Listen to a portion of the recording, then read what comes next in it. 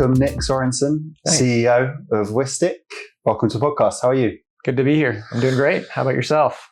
Good. Yeah, we've had a busy week so far. I know you flew in yesterday. Yeah. So a quick pit stop for you. You guys have got a booth, right? BlackHat? Yeah. Uh-huh. How's that going so far? It hasn't opened yet, but it's going great Today? because it's looking great. Yes. We'll see today. So set up. Okay, cool. First day today. And what's the objectives for you guys this week at BlackHat? We're doing a lot of awareness about what we do. Mm-hmm. Third-party risk management is a legacy space. A lot of people know what it has been historically for them, which is essentially this: I send you a questionnaire to understand your risk. You spend a month filling it out, and we do this dance back and forth. Mm-hmm. And it's kind of an unsexy market. It's a I've got to do it sort of a thing. So we're helping to educate people on there's a different way. There's a new way of thinking about that. Nice. You don't have to be trapped in that. Cool. I'm keen to explore that in this conversation. Yeah. But before we start, the way I like to start the podcast is rewind it back a little bit. So are you able to give the audience just an idea of who you are, your background up until Whistic today? Yeah. So I've done 3 different startups unrelated to cybersecurity. So I kind of fell into this opportunity. Mm-hmm. The first startup was actually an outdoor gear and apparel company. Funny enough, love the outdoors. Nice. So that's what attracted me to that. The next one was in patient financing. So a fintech sort of healthcare mashup that I was a part of, and now Whistic. So that's been my last 15 or so years. Love it. And why Whistic then? So I got introduced to my now partner, Juan Rodriguez. Okay. Fell in love with the problem that he was trying to solve. Really respect him as a engineer and as a creative innovator in the space, and really aligned with what they were doing. I felt the pain. Each of us on the founding team sort of felt the pain in a different way. When my last startup was getting acquired, I didn't know it at the time, but I went through a third-party risk assessment as a part of the acquisition. Yeah. They flew out their chief information security officer. He rented a hotel room. Okay. We sat knee to knee in a hotel room for about 2 to 3 hours, and he just asked me 350 questions. I didn't realize it then, but he was running me through the shared assessment SIG questionnaire. Okay. And as we're doing this exercise, I just thought, this is the most inefficient, broken process, expensive, flying this guy out. Like, what are we doing? Yeah. And come to find out full circle, now we're solving a pain point that helps address that problem. So very cool. Interesting. So how would you define, for the audience that don't know much about third-party risk management, how would you define that? And also I'd like to cover what you guys are doing slightly differently to innovate the industry. Yeah. I mean, at a super high level, we want to do business together. Yep. If I'm going to purchase your software, I need to understand that you're not going to be the source of a data breach. Sure. That my data is going to be safe with you. I also need to be able to meet my compliance and audit requirements of my customers, my regulators, my auditors. So I need to do my due diligence on you so that you're not a weakness in my attack surface. So that's essentially the high level of third-party risk management. And so you've got risks. I need to assess them. I need to understand if I'm comfortable with them. Then we need to decide what to do with them. Sure. And so that process is a 2-sided process. There's a lot of software that's been developed to essentially make it easy for me as the buyer to send you questionnaires. Okay. And that's why you talk to any sales rep, you talk to any information security team on the vendor side, and they really hate responding to those questionnaires. It's a waste of time. It's this back and forth, but you can't really get ahead of things because everybody's asking you slightly different questions in a different way. So the legacy way of doing third-party risk management is largely a questionnaire-driven approach to things, and there's just a lot of inefficiency with that. Even if you're automating a lot of the manual steps, which we do, we have found that there's still a lot of manual administrative effort, and most organizations are spending the vast majority of their resources and time on administrative tasks instead of risk mitigation. Right. And that's not where you want your information security or risk resources. Right. Makes sense. So similar, I was having conversations this week and like AI SOC and folks doing similar, trying to automate I don't want to say tedious, but the more operational tasks so they can actually spend time on the things that are really important to be solving, the problem solving. Yep. So it's interesting. And how long have you been building all them? So we were founded in 2015, our first product market, 2016. Cool. Yeah. Okay. So been building a while. Yeah. What's been the biggest challenges in that journey, would you say? So we've essentially invented a different way to think about a legacy problem. Yeah.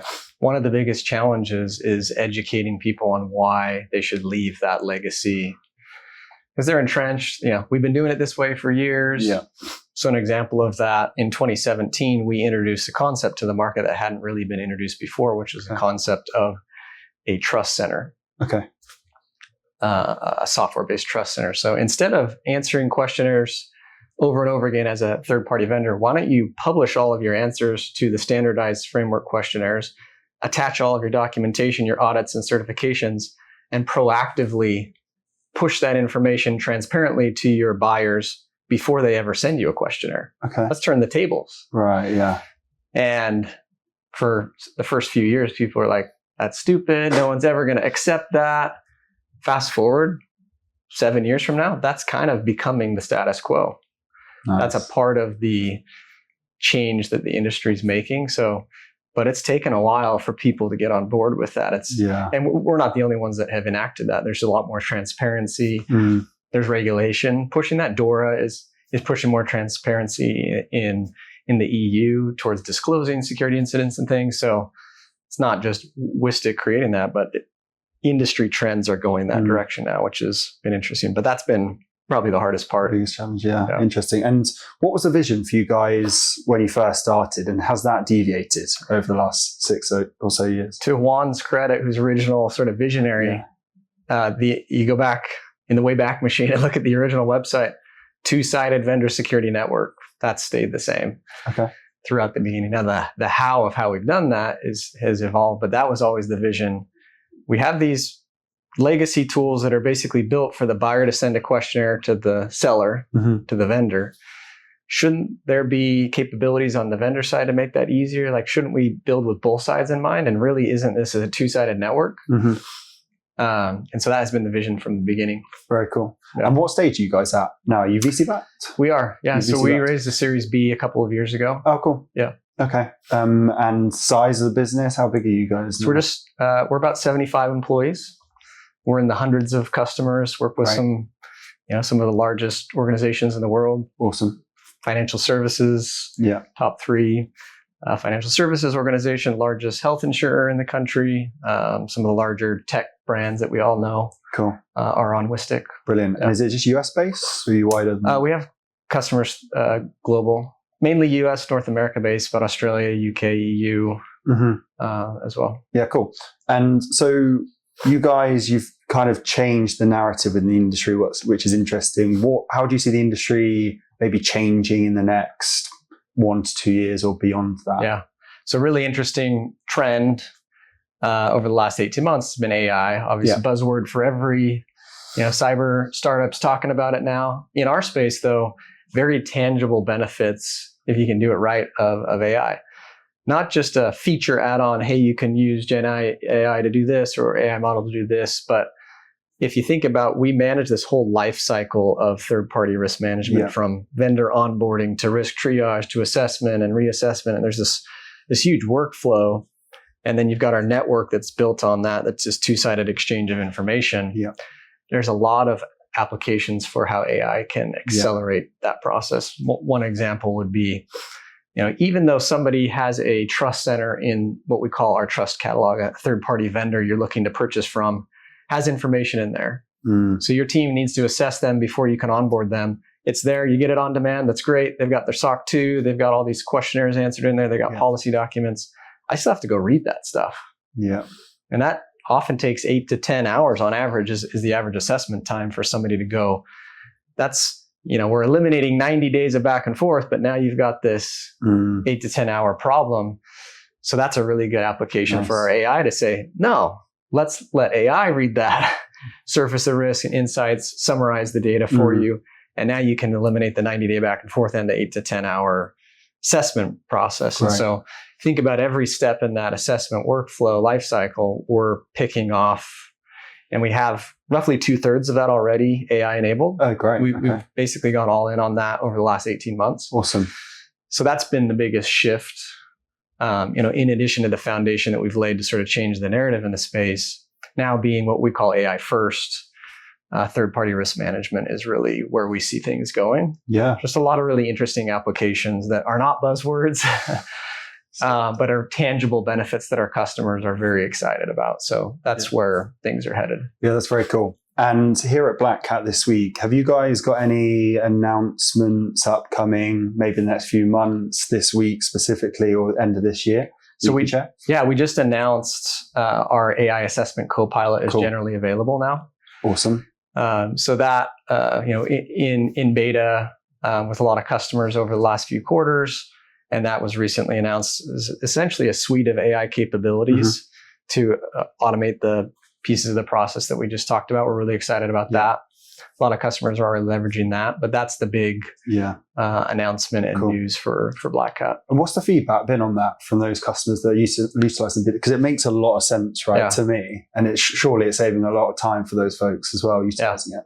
It was interesting. So again, we've been working on this for a while. So a year ago, BlackHat, we started talking about this with customers and starting betas and things. And you saw a lot of customers jumping both feet in right out of the gate. And then you saw a lot of companies saying, we don't know what to do with this AI, the risks. And we thought, okay, that we anticipated that. How long is that going to last? We were surprised at how quickly a lot of those companies came back around and said, okay, we've decided that we're ready to go. That's not to say that everybody's in that place. Some organizations are moving slower on adoption of AI and their risk, appetite and tolerance for that. It was good for us, though, to experience that early, a year ago, because it forced us to be more transparent and to get our security controls and things in place so that people could feel comfortable with what we're doing. So once you get over that hurdle and you deliver the tangible value to people, though, it's kind of like, can you do the next thing for me as well? Which has been fun to see. We released an initial capability, an example of this in Q1 early this year.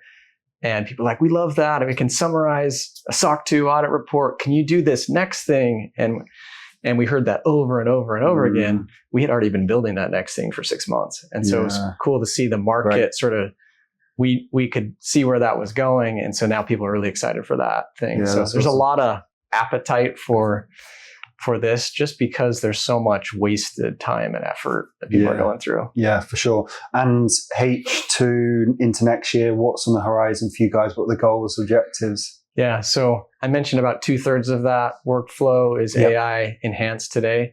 We'll complete that entire life cycle will be very cool. AI enhanced over the next few quarters, which is exciting. And then there's some additional, we have this trust catalog, which is the repository where the trust centers reside. There's a lot of interesting things, data sources and things that now that we have those foundations and the AI enhancing that, that when we pull those additional data points in, it'll make it even more valuable. Very cool. So think about it going deeper on risk. Now that we've covered all of the bases, we can now go deeper in a few of those specific areas. So that's what we'll do. Yeah, very cool. Okay, nice. And to wrap this up, pleasure to have you on, Nick. It's been very interesting to learn more about you guys.